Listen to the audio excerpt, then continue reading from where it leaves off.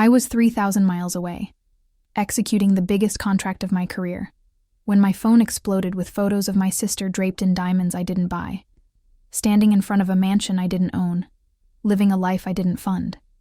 Except I did fund it. Every single dollar. They just forgot to ask me first. My parents had drained my business account while I was working 18-hour days to keep that very business alive. They took $95,000 so my sister could pretend to be someone she wasn't for exactly 6 hours. Before I tell you how I made them pay back every cent plus interest, drop a comment telling me what country you're watching from. And if you've ever been the family member who works while everyone else plays with your money, smash that subscribe button. You're going to want to see how this ends. My name is Cameron Wright, and I'm 29 years old. I'm the founder and CEO of Summit Digital Solutions, a web development and digital marketing agency based in Seattle, Washington. What started 5 years ago as me building websites from my studio apartment in Capitol Hill has exploded into a company with 15 employees, office space in South Lake Union, and contracts with tech startups and established corporations across the Pacific Northwest. My world is code, strategy, deadlines, and the relentless pursuit of turning a client's digital presence from mediocre to exceptional. Every line of code I write, every campaign I design, every strategy session I lead represents a 16-hour workday, a missed social event, a sacrifice made while my family barely acknowledged I existed beyond being their personal bank account. I was in San Francisco for the week, overseeing the launch of a major client's rebrand. We're talking 6-figure contract, 3-month timeline, and a launch event that had Silicon Valley investors and tech journalists watching. My team and I had been working around the clock. I'd been staying at a hotel near the client's headquarters, basically living in conference rooms and surviving on coffee and adrenaline. It was Tuesday evening, around 8 p.m., and I was in the middle of a crisis management meeting. The client's website had a bug that was causing checkout failures. We had 12 hours before the official launch announcement. My lead developer, Marcus, was on his laptop next to me, fingers flying across the keyboard. My project manager, Daniela, was coordinating with our Seattle team via video call. Everything was controlled chaos, the kind I thrived in. That's when my phone started lighting up. Not just normal notifications, a barrage, text messages, Instagram tags, Facebook notifications, WhatsApp messages, all at once. I glanced at my phone, annoyed, ready to silence it. But then I saw the preview of one message. From my cousin Rachel, someone I barely talked to. "Wow, Cameron, your sister is living. That party looks insane."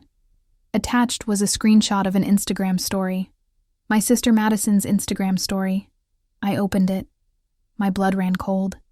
There she was, my 26-year-old sister who still lived with our parents and worked part-time as a yoga instructor, standing in what appeared to be a multi-million-dollar penthouse in downtown Seattle, floor-to-ceiling windows overlooking Elliott Bay. She was wearing a dress that I immediately recognized as designer, something that cost more than most people's monthly rent. Her wrists were covered in jewelry that sparkled even through the phone screen. Behind her, I could see at least 50 people, all dressed in expensive cocktail attire, champagne glasses in hand, a full catering setup visible in the background. The caption read, "Hosting my summer soiree at the penthouse. So grateful for family who believes in creating unforgettable experiences. To new beginnings and the life we deserve. Penthouse life. Seattle society. Living my best life. Blessed." I scrolled through her stories. There were at least 20 of them. Videos of people dancing. Close-ups of a catering spread that looked like it came from one of Seattle's top restaurants. A bartender making custom cocktails. A live acoustic musician. Madison clinking glasses with people I didn't recognize. All of them looking like they'd stepped out of a luxury lifestyle magazine. Another photo showed her with our parents. My mother, Linda, was wearing a dress I'd never seen. Something elegant and clearly expensive. My father, David, was in a tailored suit, grinning widely, holding a glass of what looked like top-shelf whiskey. The caption on that one, "Couldn't have done this without my amazing parents. They taught me to dream big and reach for the stars. Family is everything." I stared at my phone, my brain trying to process what I was seeing. Madison didn't have money. She taught 3 yoga classes a week and made maybe $1,800 a month. Our parents weren't wealthy either. My dad worked as a regional sales manager for a medical supply company. Decent salary, but not rent a penthouse and throw a party for 50 people money. My mom worked part-time at a real estate office doing administrative work. They lived comfortably in a nice house in Bellevue, but they weren't rich. So where did the money for this come from? I felt my stomach drop. No, they wouldn't. They couldn't. Cameron? Daniela's voice cut through my spiraling thoughts. You okay? You look like you've seen a ghost. I looked up at her and Marcus, both staring at me with concern. I need 5 minutes, I said, my voice shaking. There's something I need to check. I stepped out of the conference room and into the hallway, my hands trembling as I opened my banking app. Summit Digital Solutions had 2 bank accounts. The main operating account, which held our working capital, payroll reserves, and money allocated for ongoing projects. And a savings account, which held our emergency fund and tax reserves. I logged into the main operating account first. My heart was pounding so hard I could hear it in my ears. The screen loaded. Current balance, $8,247. I blinked. That couldn't be right. 3 days ago, when I'd last checked, that account had $98,000 in it. I scrolled down to recent transactions, my hands shaking so badly I could barely hold the phone. There they were. A series of withdrawals over the past 48 hours. Luxury event rental company, $12,000. High-end catering service, $18,000. Premium liquor distributor, $6,500. Designer boutique in downtown Seattle, $8,200. Jewelry rental service, $15,000. Penthouse rental agency, $22,000. Professional event staffing company, $5,800. Live entertainment booking, $3,200. Professional photography services, $2,900. Floral and decor company, $4,100. Valet and transportation services, $2,300, and more. So many more. Each transaction authorized by David Wright or Linda Wright. My parents. The co-signers on my business account. I felt like I was going to vomit. I leaned against the wall, trying to breathe. This wasn't possible. This couldn't be happening. I'd set up that business account 5 years ago when I first incorporated Summit Digital Solutions. I was 24, fresh out of University of Washington, with a computer science degree and a head full of dreams. I had 2 small clients and 0 credit history. The bank had told me I needed established co-signers to open a business account and secure a small business loan to buy equipment and software licenses. My parents had seemed supportive, even proud. "We believe in you, Cam," my dad had said, signing the paperwork. "We want to help you succeed." They'd signed as co-signers. I'd built the business from absolutely nothing. Every client, every project, every dollar earned was mine. I'd paid back that initial $12,000 loan within the first year. I'd never asked them for money. I'd never asked them for anything. Those signatures were supposed to be formalities, legal necessities from when I was just starting out. They weren't supposed to be access passes to drain my entire operating budget for a party. For a party. $95,000. For Madison to play rich girl for one night. I called my mother. It rang 4 times before she answered, and I could hear music and laughter in the background. "Cameron, sweetheart, we were just talking about you." Her voice was bright, cheerful, slightly slurred. She'd been drinking. "Mom," I said, trying to keep my voice steady. "What's going on? I'm seeing Madison's Instagram. There's a party? At a penthouse?" "Oh yes," she gushed. "Isn't it wonderful? Your sister is finally getting the recognition she deserves. She's been working so hard on building her brand, her following, and we thought, you know what? She deserves to show people what the Wright family is capable of. She deserves to live like the successful person she is." "Mom," I said, my voice getting tighter. "How did you pay for this?" There was a pause. Just a beat, but it told me everything. "Well," she said, and her tone shifted slightly, becoming defensive. "Your father and I discussed it, and we decided to use some funds from your business account. Just temporarily, of course. You have so much in there, and we knew you wouldn't mind helping your sister with something this important. It's family, Cameron. Family helps family. The hallway started to tilt. You what? The business account, she repeated, slower, like I was being difficult. We're co-signers, remember? We just transferred what we needed for the party. Madison has been working so hard to build her influencer brand, and this event, this is the kind of thing that gets attention. Real attention. She invited lifestyle bloggers, local celebrities, people with real influence. This could change everything for her. For all of us. How much? I whispered. How much did you take? It wasn't taking, Cameron, she said, her voice sharp now. It was borrowing, and it was $95,000. But think of it as an investment. When Madison's brand takes off, when she starts getting real sponsorships and partnerships, she'll pay you back. We'll all benefit. This is how you build success in today's world. You have to look successful to be successful. I couldn't breathe. $95,000. My payroll was due in 5 days. I had vendor payments scheduled for next week. The insurance payment for the business was set to auto-draft. The client project deposits, the operating capital I needed to actually run my business, it was all gone. Mom, I said, and my voice cracked. That's not family money. That's my business. That's my employees' livelihoods. That's contracts and obligations. You can't just take that. Oh, don't be so dramatic, she said, and I could hear the eye roll in her voice. You're smart. You'll figure it out. Take out a loan. Use credit cards. That's what business owners do, right? They find solutions. Besides, you should be proud. Your sister looks absolutely stunning. People are already commenting on her posts. This is exactly the kind of exposure she needs.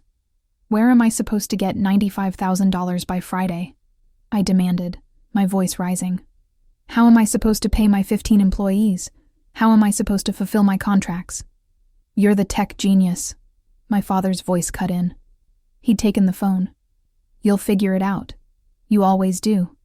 And honestly, Cameron, you should be grateful we're giving you this opportunity to support your sister. She's the face of this family now. She's got potential. Real potential. You do your computer stuff, which is great. But Madison, she's got charisma. She's got star quality. She could really put the right name on the map. The line went quiet for a moment, and I heard someone call my mom's name, asking for a photo. We have to go, honey, my mom said, taking the phone back. The photographer wants to get some family shots. Maybe we'll send you some pictures. You can see what your contribution created. Your sister looks like $1 million. Literally. She laughed at her own joke. We'll talk later. Love you. Click. The phone went dead.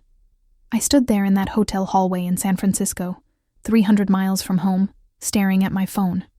Behind me, through the conference room door, I could hear Daniela calling my name, asking if everything was okay. In 12 hours, we were launching a major client's rebrand.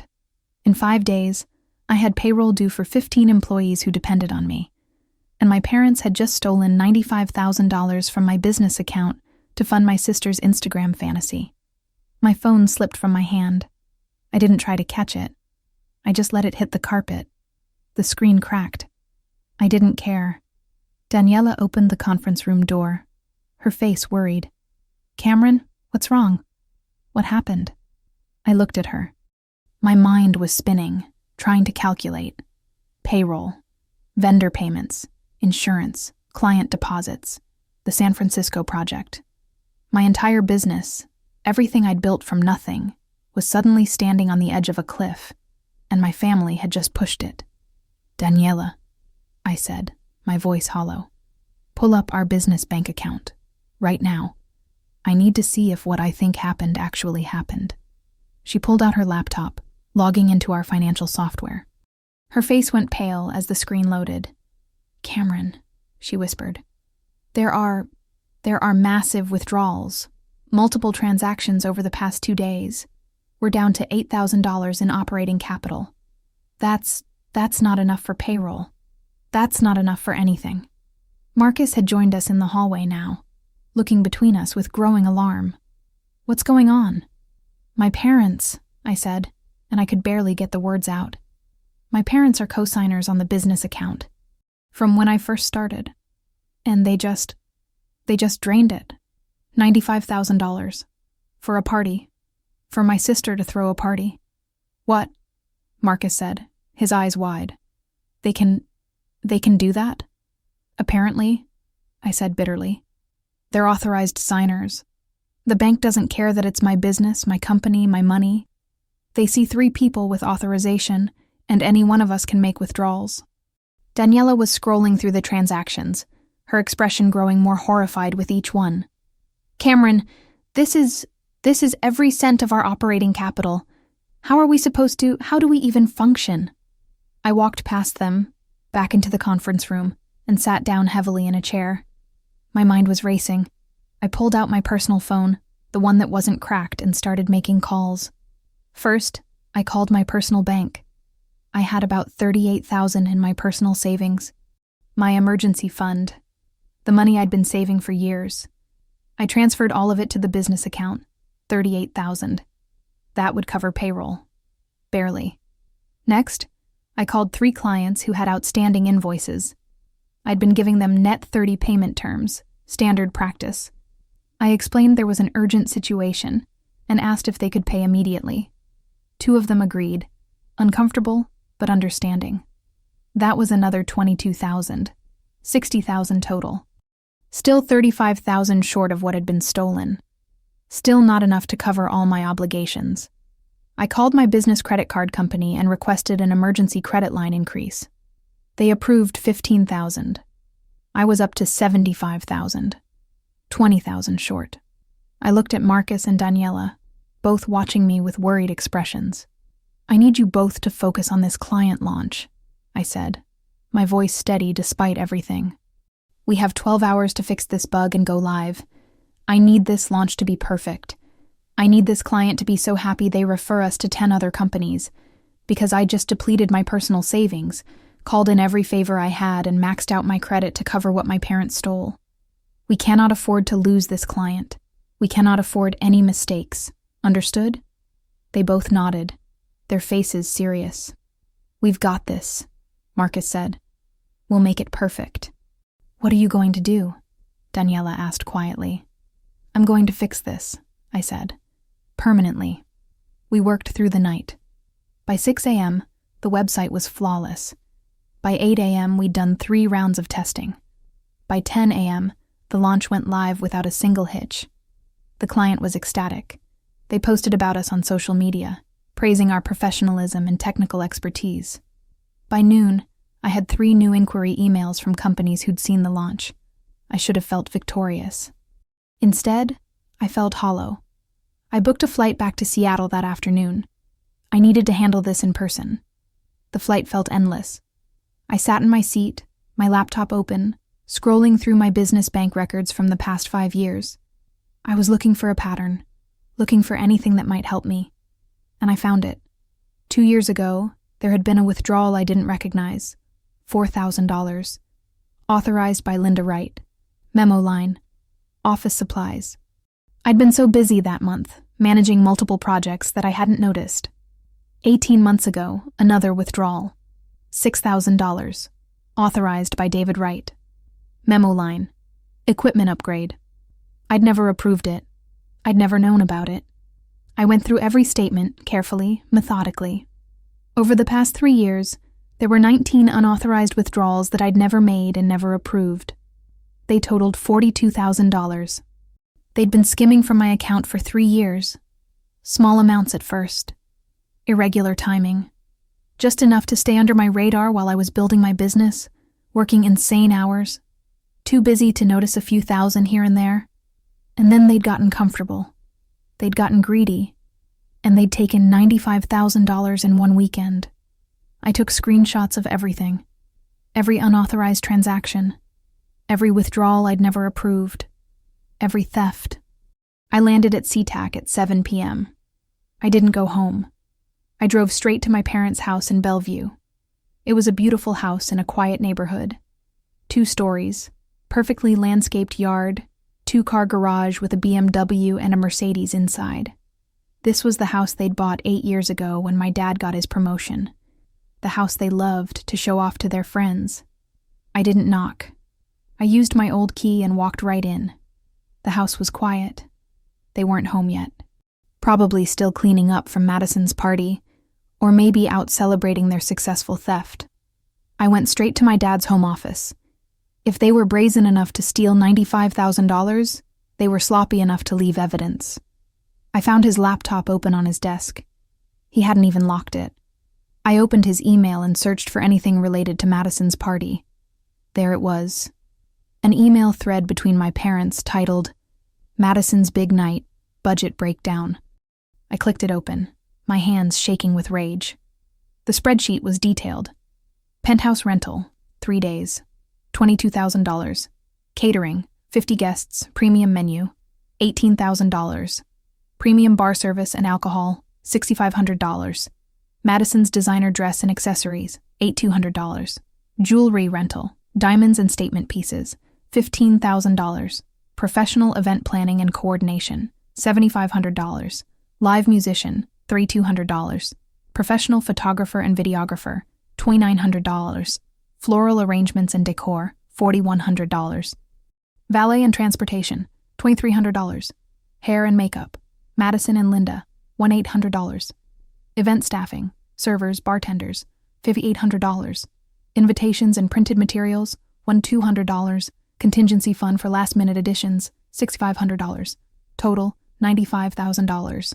At the bottom of the email, my mother had written, "David, I know this seems like a lot, but this is Madison's moment. She has 63,000 Instagram followers now. She's getting brand deal inquiries. This party will put her on the map as a serious influencer. People with money and connections will see her as successful, sophisticated, someone worth partnering with. This is how you make it in the influencer world. You have to look the part. Cameron's business makes plenty of money.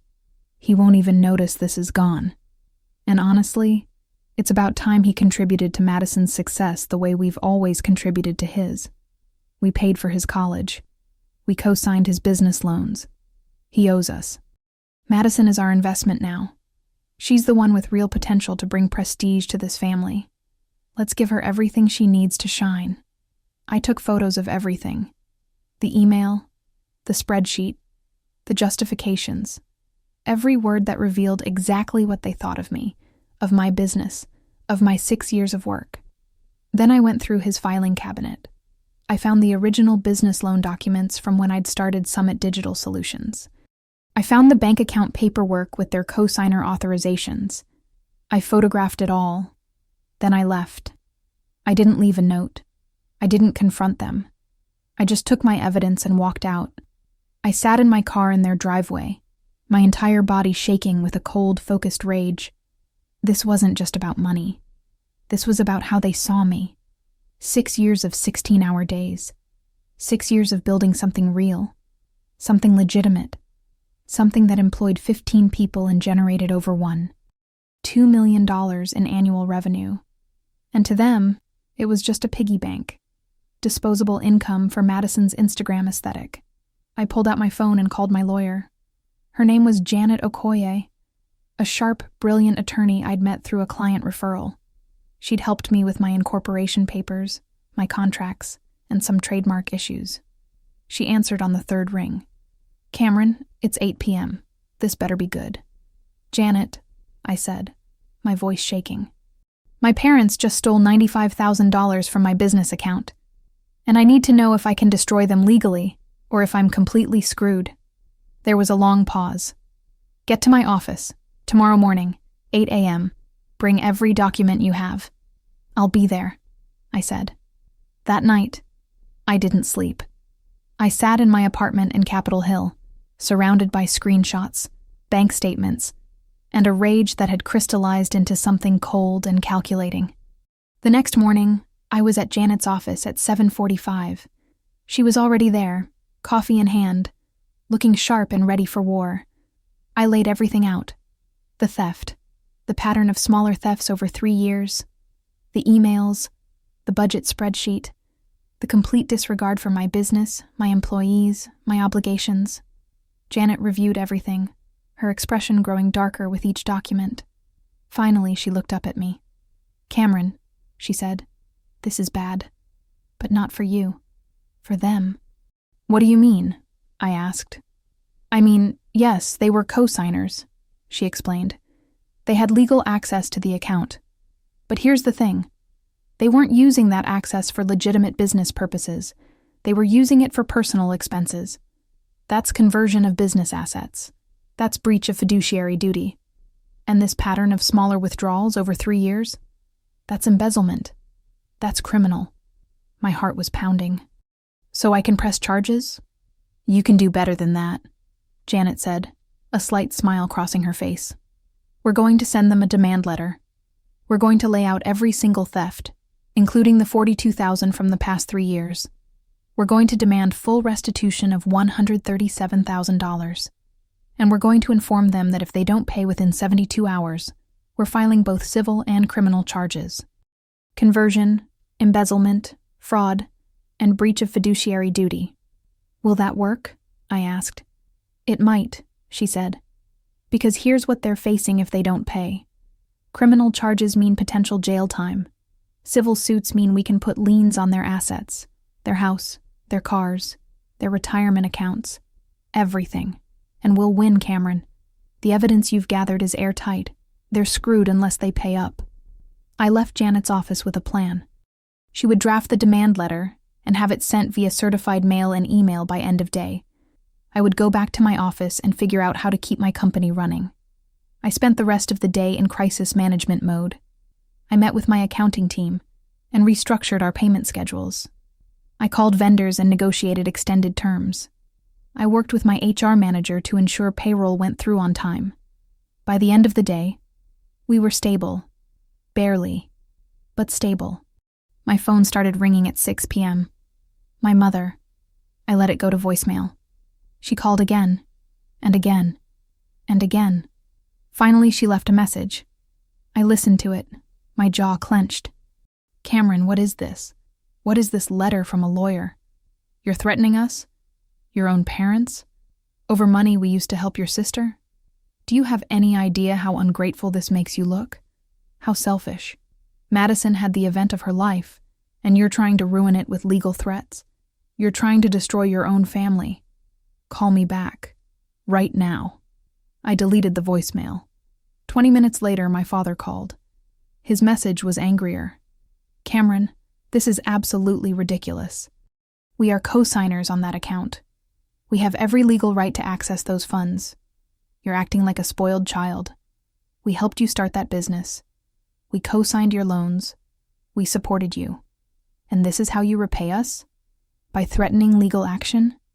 If you go through with this, if you actually sue your own parents, you'll tear this family apart. Is that what you want? To be the one who destroys us over money? Call me back and we'll talk about this like rational adults." I sat in my dark office, staring at my phone. They still didn't get it. They genuinely believed they had the right to take my money because they were family, because they'd helped me 6 years ago, because in their minds, my success was somehow theirs to claim. The rage crystallized into something colder, something more dangerous. I opened my laptop and pulled up Madison's Instagram. She'd posted more photos from the party.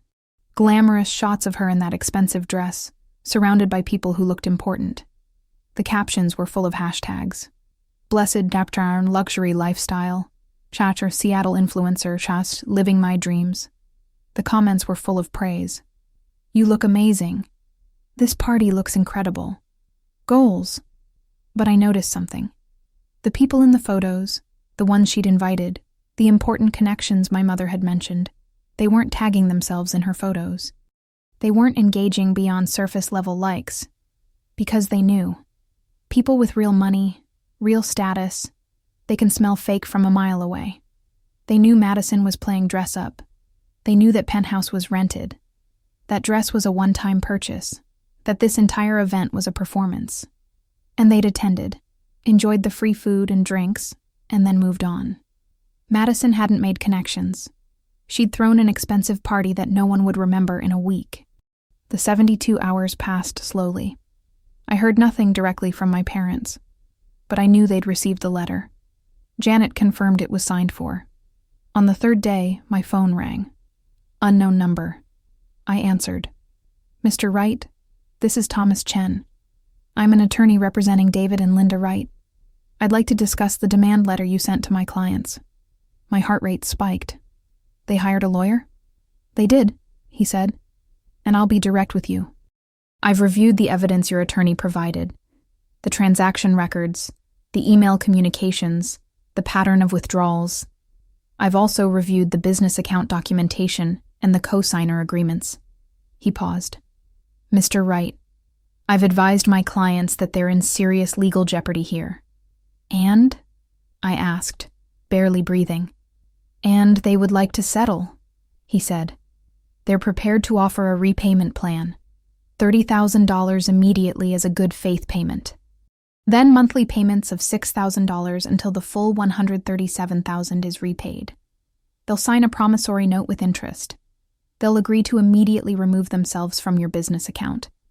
And they'll sign a confession of judgment, which means if they miss even one payment, you can immediately seize their assets without going back to court.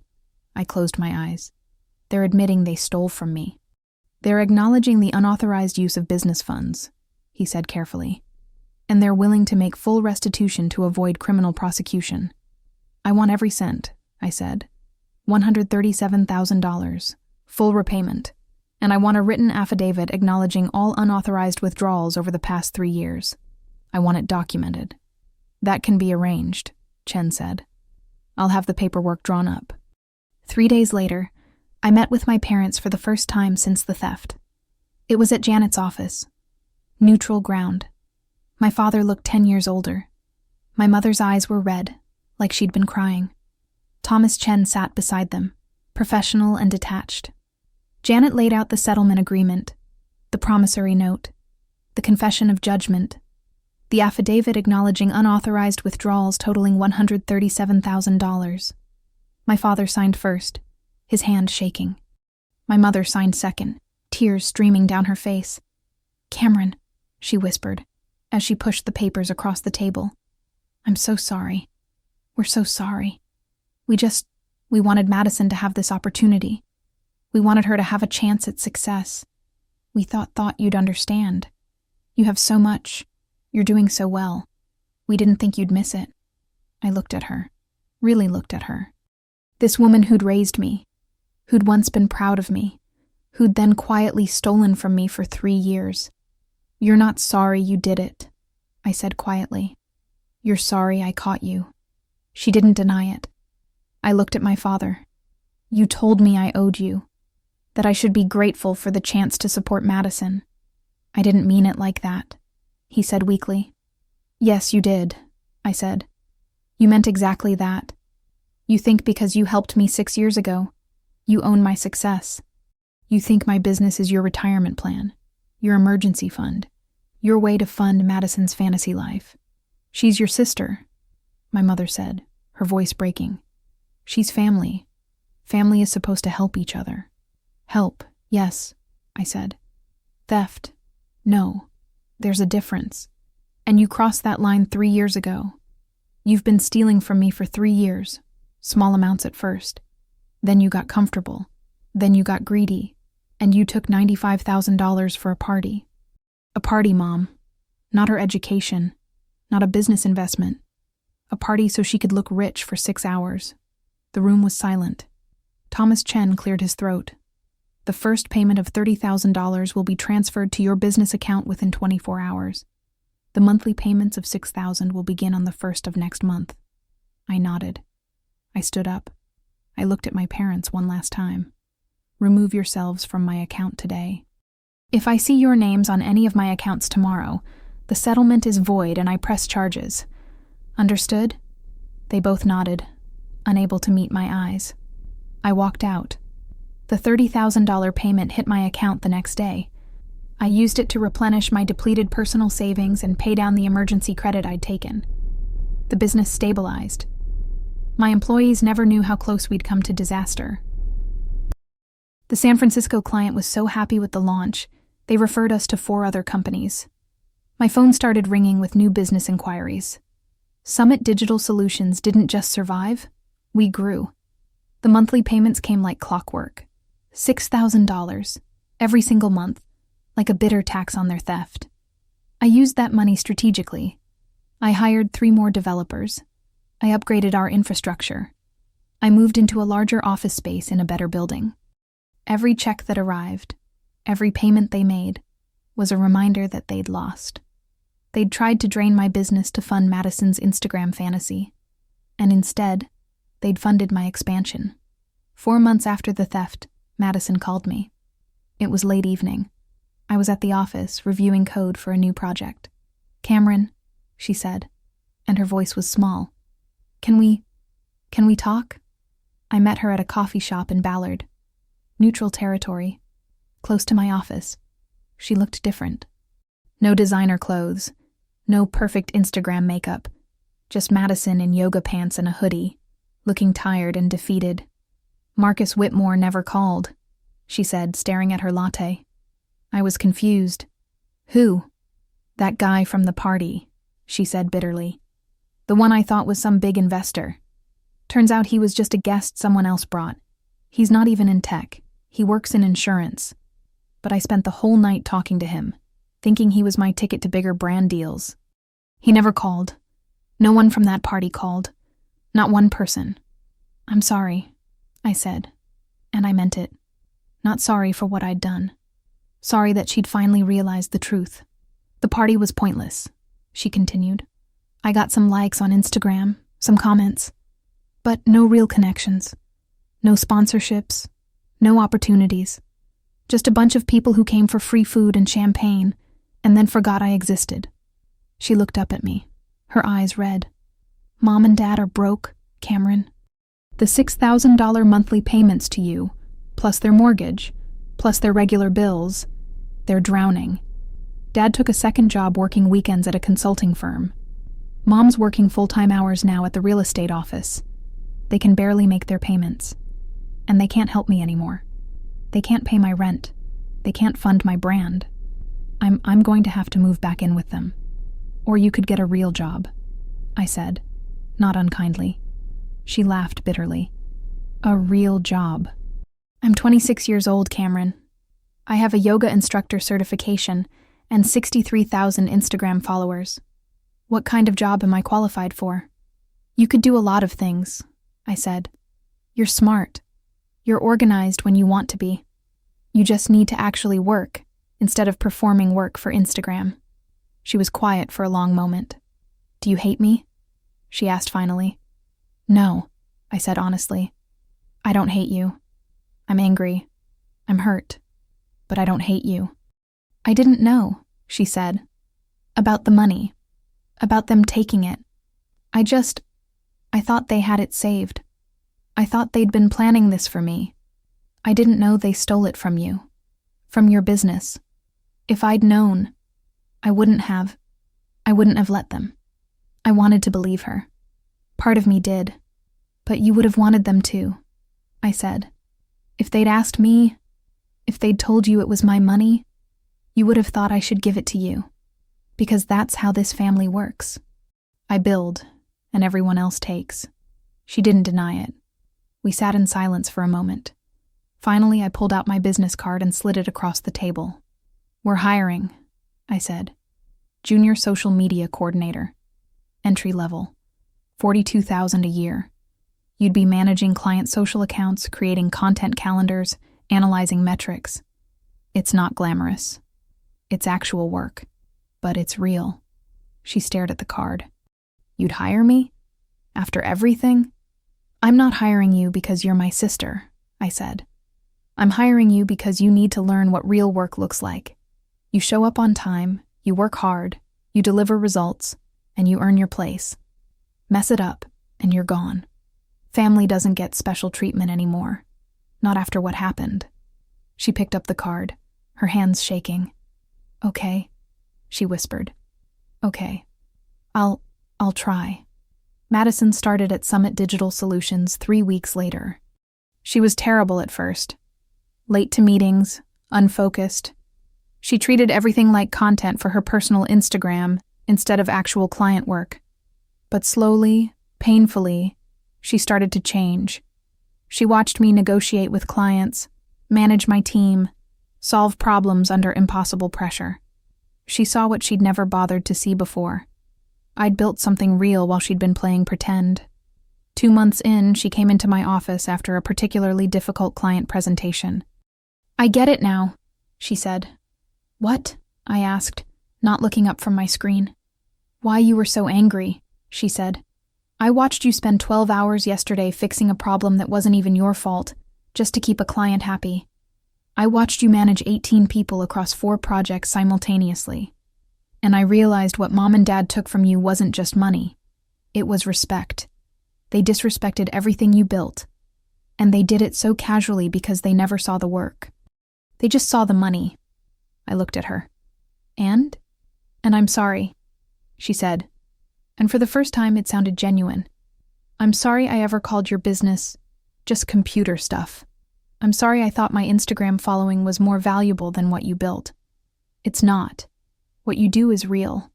What I was doing was fake. Thank you," I said. "That actually means something." The payments kept coming. $6,000 every single month. My parents never missed one, though I knew it was killing them financially. It took them 23 months to pay back the full $137,000. Nearly 2 years of monthly payments, 2 years of sacrifice, 2 years of consequences. The final payment came on a Tuesday morning.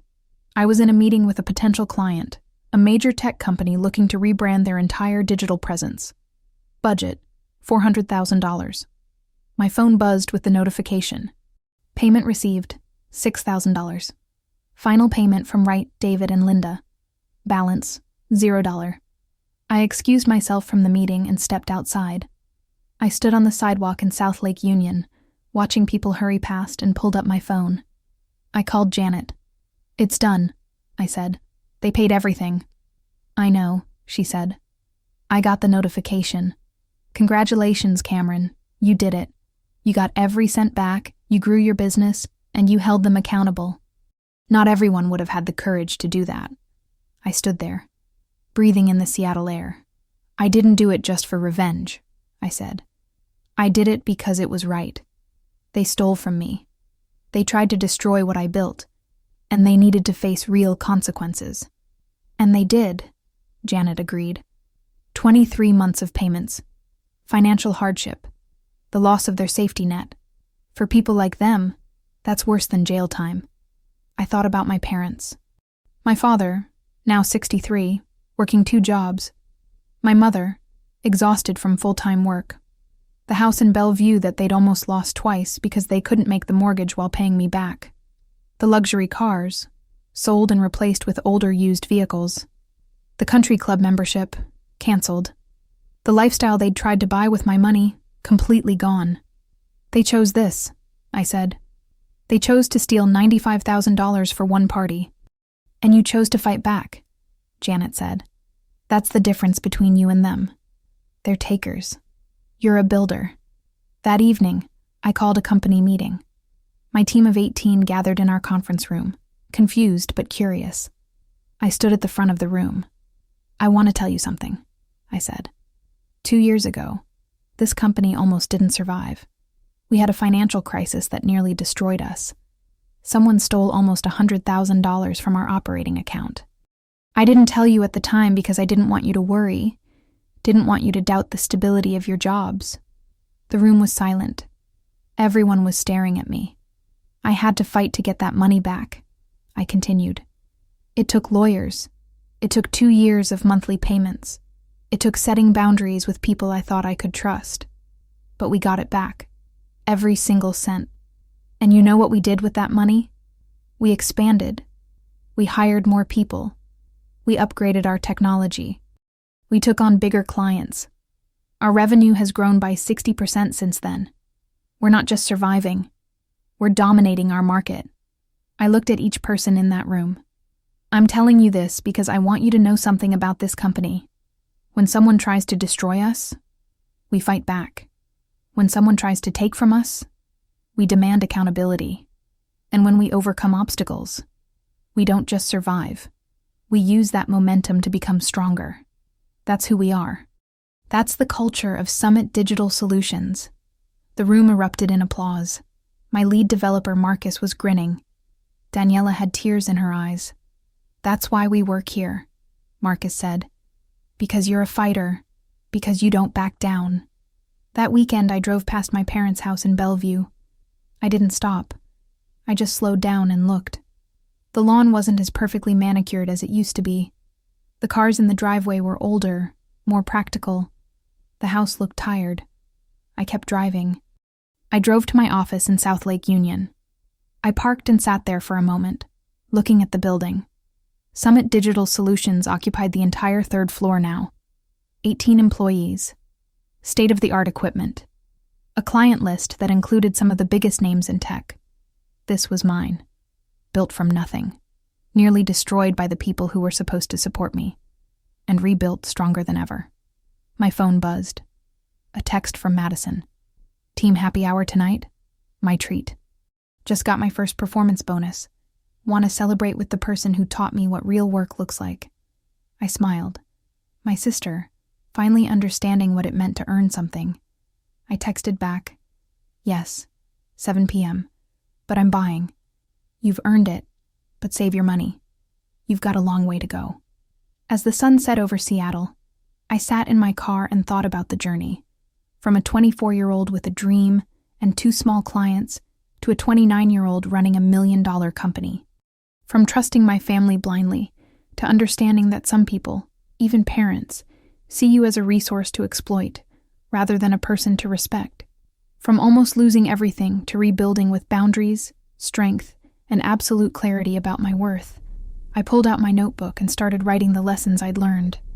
Number 1, trust is earned, not given, even from family, especially from family.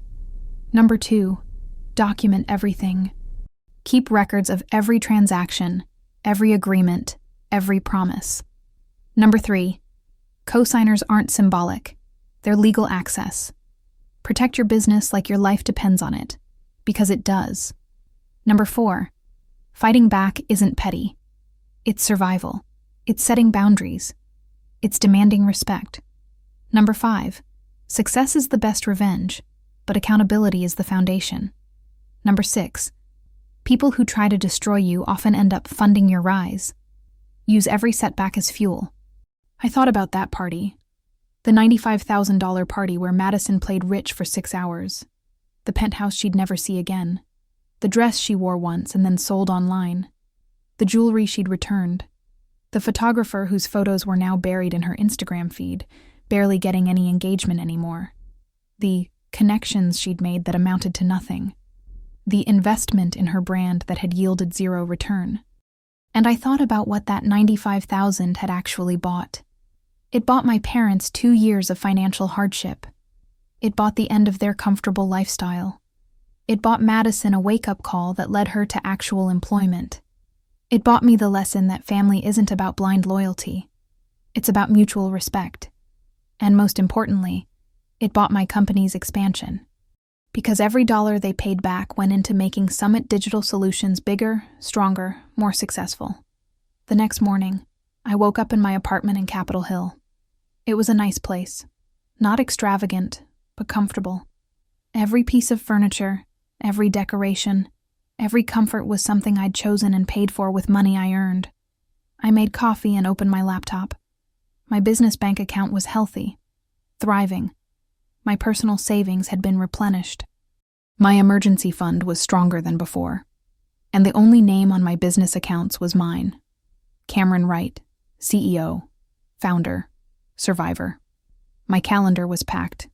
5 active projects, 3 new client pitches, a speaking engagement at a tech conference. My team was solid, talented, motivated. My reputation in Seattle's tech community was growing. My business was entering its 6th year stronger than it had ever been. I thought about the path from there to here. From a kid with a computer science degree and a dream to the owner of a thriving digital agency.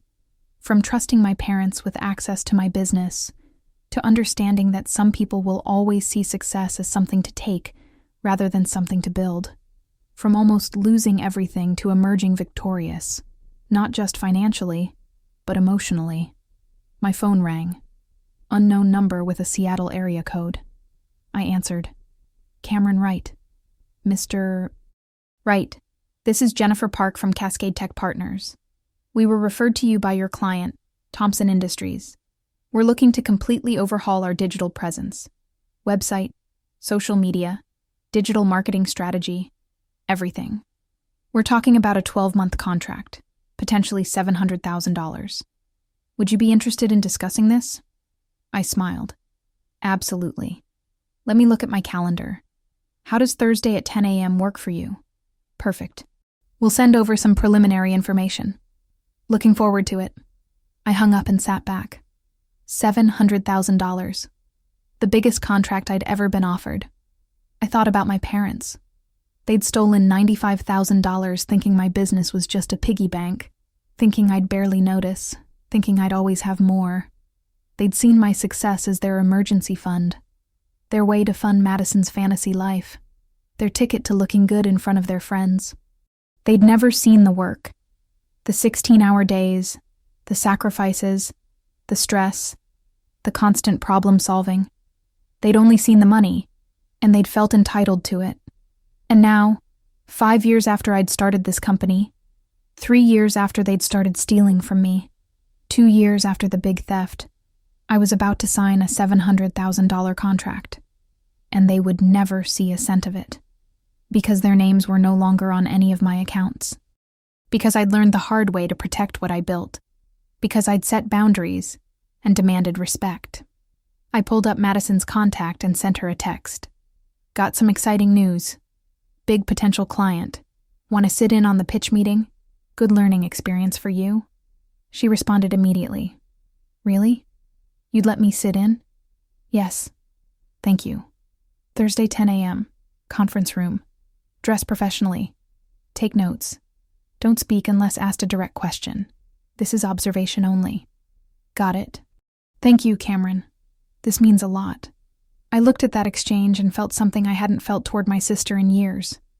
Not anger, not resentment, not bitterness. Something like hope. Maybe she was actually learning. Maybe she was actually changing. Maybe destroying her fantasy life had been the best thing that could have happened to her. My phone buzzed again. An email from my father. The first direct communication I'd had with him in months. The subject line read, "Can we talk?" I stared at it for a long moment. Then I opened it. Cameron, I know we haven't spoken since everything happened. I know you're angry. You have every right to be. Your mother and I made terrible decisions. We violated your trust. We nearly destroyed your business. We stole from you. I'm not writing this to ask for forgiveness. I don't expect that. I'm writing because I need you to know something.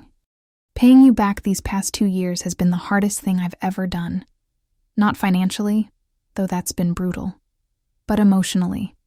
Every month, when I make that payment, I'm reminded of what we did to you, of how we treated your success like it belonged to us, of how we enabled Madison's fantasy instead of pushing her to build something real. I'm reminded that we were supposed to be your parents, your support system, and instead we became thieves. I won't make excuses. I won't blame stress or financial pressure or wanting the best for Madison. What we did was wrong. Period. I just want you to know that I see that now. Your mother sees it too. We watched you build a company from nothing. We saw you work yourself to exhaustion. We saw you succeed through pure determination and talent. And instead of being proud, instead of celebrating you, we saw an opportunity to take. We treated you like an ATM instead of like our son. That's unforgivable. But I want you to know that we're paying for it. Every day. Not just financially. We lost you, Cameron. We lost our son. And that hurts more than any monthly payment ever could. I'm not asking you to call me or see me or forgive me. I'm just asking you to know that we're sorry. Truly, deeply sorry. And if you ever decide you want a relationship with us again, we'll be here. But we understand if you don't. We understand if the damage is permanent. We did this to ourselves. Love, Dad. I read the email 3 times. Part of me wanted to feel satisfaction. Vindication. They were finally admitting the depth of what they'd done. They were finally taking responsibility. But mostly I just felt tired. Tired of the anger. Tired of the betrayal. Tired of holding on to the hurt. I didn't respond to the email. Not yet. Maybe not ever. I needed time to think about what forgiveness might look like, if it was even possible, if I even wanted it. What I knew for certain was this. I would never give them access to my life, my business, or my finances again. The door they'd broken couldn't be fixed. It could only be replaced with something stronger, something with better locks, something they'd never have a key to. 2 days later, I met with Cascade Tech Partners. Madison sat in the corner of the conference room, notebook in hand, silent and professional. I presented our capabilities, our portfolio, our vision for their digital transformation. Jennifer Park and her team asked tough questions. I answered every single one with confidence and expertise. At the end of the meeting, Jennifer smiled. We've met with 4 other agencies. You're the 5th. And I have to say, Mr. Wright, you're the first one who actually seems to understand what we're trying to build. Not just technically, but strategically. That's because I don't just build websites, I said. I build digital ecosystems that drive business results. Your success is my success. I'm invested in outcomes, not just deliverables. She nodded. We'd like to move forward. Expect a contract draft by Monday. We shook hands. After they left, Madison turned to me, her eyes wide. That was incredible, she said. The way you presented, the way you answered their questions, the confidence you had. That was real success. Not the Instagram kind, the actual kind. That's what 6 years of work looks like, I said. Not 6 hours in a rented penthouse. 6 years of learning, failing, improving, building. There's no shortcut to this, Madison. No filter that makes you look successful. You just have to actually be successful. I'm starting to understand that, she said quietly. The contract came through on Monday. $740,000 over 12 months. I signed it and sent it back. Then I called a company meeting. We just signed the biggest contract in Summit Digital Solutions history, I announced. The room erupted in cheers. This is what happens when you do excellent work, when you deliver results, when you build a reputation for quality and reliability. Clients come to you. Opportunities come to you. Success comes to you. And I want every single person in this room to know that you're part of this. This contract exists because of the work we do as a team. So here's what's happening. 20% of my commission on this contract is going into a bonus pool for everyone in this company. You're getting rewarded because you earned it. The cheers got louder. Daniela was crying. Marcus was grinning from ear to ear. Madison was watching from the back of the room, and I saw something on her face I'd never seen before. Genuine admiration. After the meeting, she approached me. Can I ask you something? Sure, I said. Do you think I'll ever be as successful as you? She asked. Be honest. I thought about it. Success isn't a comparison, Madison. You'll never be me, just like I'll never be anyone else. But can you build something meaningful? Can you create value? Can you work hard and achieve your own version of success? Absolutely. If you're willing to put in the years, the effort, the sacrifice, if you're willing to stop performing success and start building it, then yes, you can absolutely succeed. I want that, she said. I don't want to be an Instagram influencer anymore. I want to be good at something real, something that matters. Then keep showing up, I said. Keep learning, keep working. That's all it takes. Time and effort. She nodded and walked away. I watched her go and felt something shift. Maybe this nightmare had a silver lining after all. Maybe Madison's $95,000 party had been the most expensive education anyone had ever received. And maybe, just maybe, she'd actually learned something from it. 3 months later, I was working late at the office when my phone rang. My mother. I stared at it for a long moment. Then I answered. Cameron, she said, and her voice was shaky. I just wanted to say thank you. For what? I asked, genuinely confused. For hiring Madison, she said. For giving her a chance when you had every reason not to. She's different now. She comes home talking about projects and clients and strategies. She's working. Really working.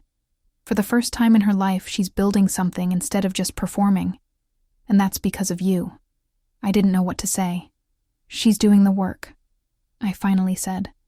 I just gave her the opportunity. She's the one showing up. I know, my mother said.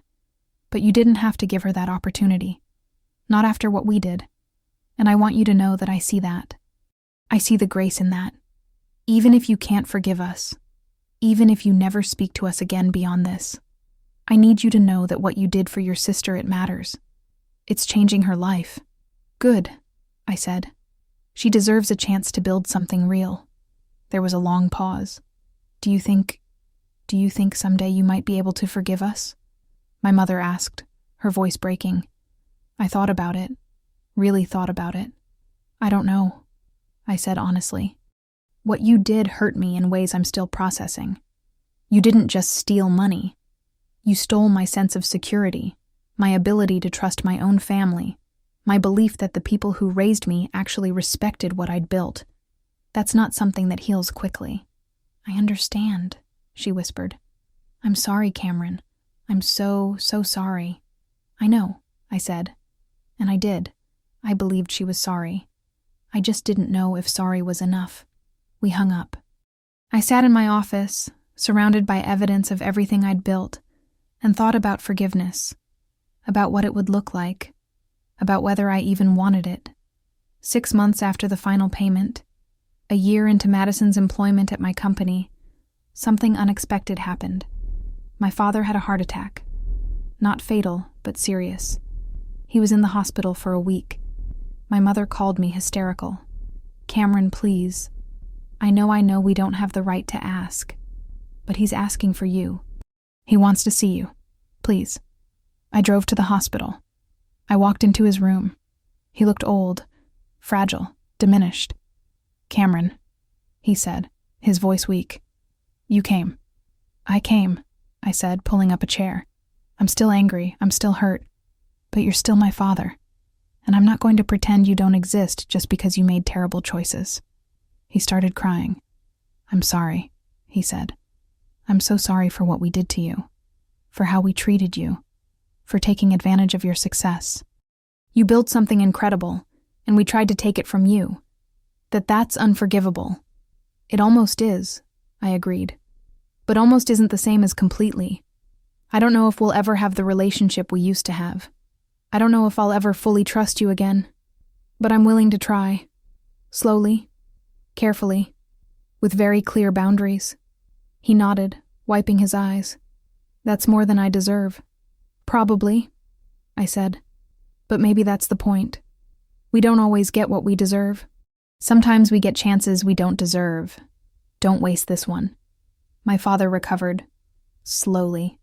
He retired from his second job. My mother cut back her hours. They downsized from the house in Bellevue to a smaller condo. They simplified their lives. And slowly, very slowly, we started rebuilding something that resembled a relationship. Not what it was. Something different. Something built on honesty and boundaries, and the clear understanding that my success was mine, not theirs. Madison thrived at Summit Digital Solutions. She became one of my best social media strategists. She understood platforms, engagement, content creation in a way that actually helped clients build real audiences and drive real business results. She'd taken everything she knew about Instagram performance and weaponized it for good. A year and a half after starting at my company, she came into my office with a proposal. I want to start a division, she said. Influencer marketing consultation. We work with companies to develop authentic influencer partnerships. None of the fake stuff. None of the rented lifestyle garbage. Real people with real audiences creating real value for brands. I looked at her proposal. It was good. Really good. Detailed, strategic, with clear ROI projections. This is solid work, I said. Thank you, she said. I learned from the best, and I learned from the worst, meaning myself 2 years ago. I know what fake looks like because I lived it. Now I want to help companies avoid that and build something real. Do it, I said. You have my approval. Build the division, hire a team, show me what you can do. She built it, and it was successful. Within a year, her influencer marketing division was bringing in $300,000 in annual revenue. Madison had finally found her thing. Not performing success, actually building it. 2 years after the theft, almost to the day, I was standing in our expanded office space.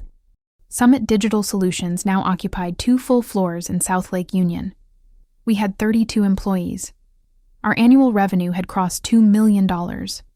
I had a waiting list of clients wanting to work with us. My phone buzzed. A news alert. Seattle's top 30 under 30 tech entrepreneurs announced. I clicked it. There I was. Number 7.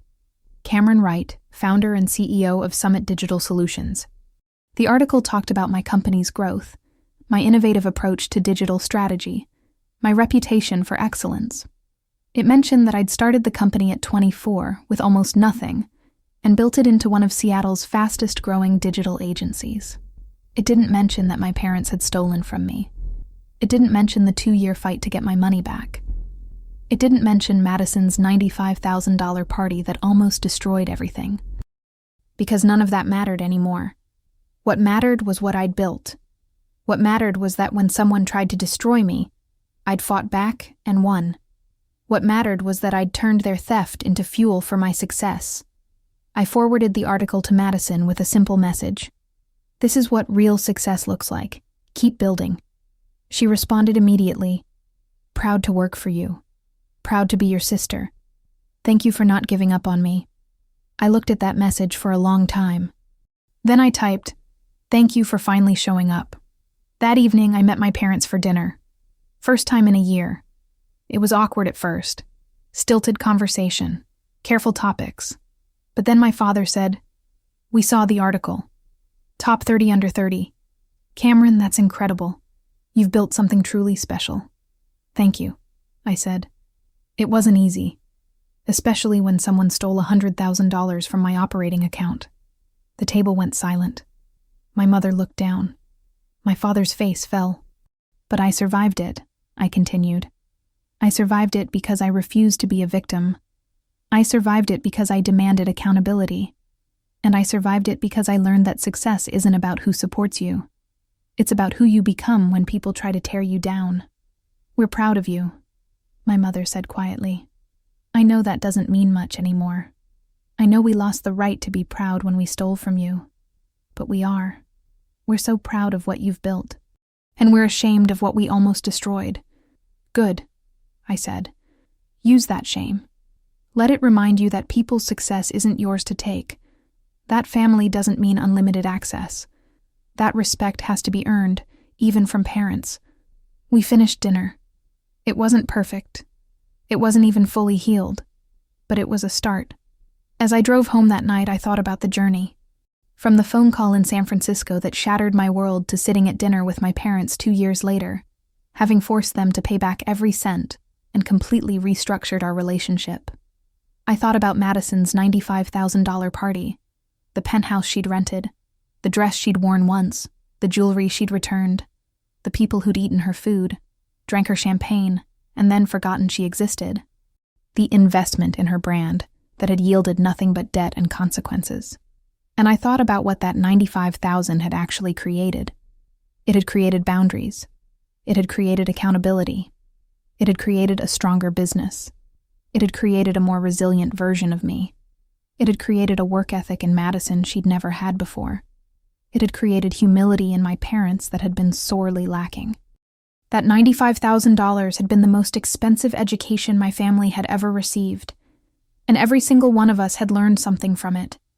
I pulled up to my apartment building in Capitol Hill. I'd bought a condo now, a real investment, something that was mine. I walked inside, made coffee, and opened my laptop. I pulled up a document I'd been working on. Lessons from building $1 million company after your family tried to destroy it. I started writing. Chapter 1. Trust is earned, not given. Even from family. Especially from family. I wrote for 3 hours. About the theft, About the fight, about the recovery, about the lessons learned the hard way, about the importance of protecting what you build, about setting boundaries even when it hurts, about demanding respect instead of hoping for it, about turning betrayal into fuel for success. When I finished, I had a 20-page document. A guide for other entrepreneurs who might face similar situations. A roadmap for anyone who's ever been treated like an ATM by their own family. A testament to the power of fighting back, demanding accountability, and refusing to be a victim. I saved the document. Maybe I'd publish it someday. Maybe I'd turn it into a book. Maybe I'd use it as the foundation for speaking engagements. Or maybe I'd just keep it as a reminder that I survived, that I fought back, that I won. My phone buzzed. A text from Marcus. Cameron, just saw the top 30 under 30 list. Let's go. You deserve this. We all deserve this. This team is unstoppable. I smiled and texted back. We're just getting started. Because that was the truth. Summit Digital Solutions was just getting started. I was just getting started. At 29 years old, with a thriving company, a team I believed in, and a family that finally understood boundaries, I was just beginning to show what I could build. My parents had tried to fund my sister's fantasy by draining my reality. Instead, they'd funded my empire. Every dollar they paid back went into making me stronger, bigger, more successful. Their theft hadn't destroyed me. It had forged me into something harder, sharper, more dangerous to anyone who tried to take from me again. Here's what I want you to take from my story. Your success is not a family fund. Your business is not a piggy bank for people who won't build their own. And your obligation to family ends the moment family starts stealing from you. I didn't destroy my family. They nearly destroyed themselves trying to destroy me. I just refused to let them take me down with them. And when they tried to drown me, I used their weight to push myself higher. If this story resonated with you, if you've ever been the person everyone takes from because you actually work, because you actually build, because you actually succeed, drop a comment. Tell me your story. Hit that subscribe button, because we're not alone. Those of us who build while others take. Those of us who work while others perform. Those of us who earn while others expect. We're a tribe, and we don't back down. My name is Cameron Wright. I'm 29 years old. I run a $2 million digital agency. I'm number 7 on Seattle's top 30 under 30 tech entrepreneurs list. And I'm the son who said no. The brother who taught his sister what real work looks like. The business owner who fought back when his own parents tried to destroy everything he'd built. And I'm not sorry. Not even a little bit. They wanted me to fund a fantasy. Instead, I built an empire. And that empire is mine. Every line of code, every client relationship, every dollar in the bank. Mine. Welcome to the real world, where hard work pays off, where thieves face consequences, where boundaries are necessary, and where the people who try to destroy you often end up teaching you your most valuable lessons. Thank you for watching. Subscribe for more stories of building success, despite the people who try to tear you down. Drop a comment with your own story. And remember, never let anyone, not even family, steal your future to fund their fantasy. Protect what you build. Demand what you're owed. And when someone tries to take from you, fight back with everything you have. Because you're not an ATM. You're a builder. You're a creator. You're someone who earns their success. And that's worth protecting at any cost.